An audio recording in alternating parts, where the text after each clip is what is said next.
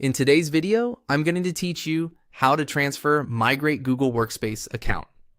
If you manage a team and need to hand off files from one user to another, maybe someone is changing roles or leaving, Google Workspace includes a built-in way to transfer ownership of Google Drive content right from the admin console.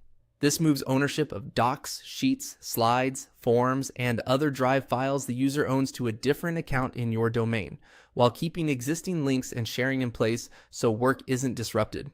First, go to the admin console, open a browser, and sign in at admin.google.com using an administrator account with the right privileges. Once you're on the admin console home, you're in the right place to adjust service settings for your organization. Next, click on Apps. This section controls your core Google Workspace services and related settings. It's where you'll find Drive configuration for storage, sharing, and ownership. Then click on Drive in Docs. That opens the specific settings for Google Drive and the Google Docs editors.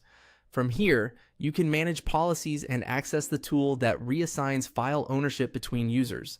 Now, click on Transfer Ownership. This feature is designed for account transitions.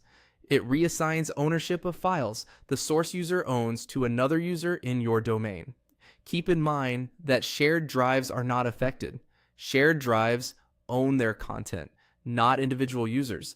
So this process focuses on files owned in My Drive and other owned items. Add the From user. Start typing the source account and select it from the results. Double check you've chosen the correct person because this action can cover a large volume of files across their My Drive. It doesn't delete files, but it does change who controls them, which affects who can permanently delete or change sharing in the future. Next, add the To user. Choose the destination account that will become the new owner. Make sure this account is active, licensed, and has adequate storage available. The transfer will move ownership for files the source user owns within your organization.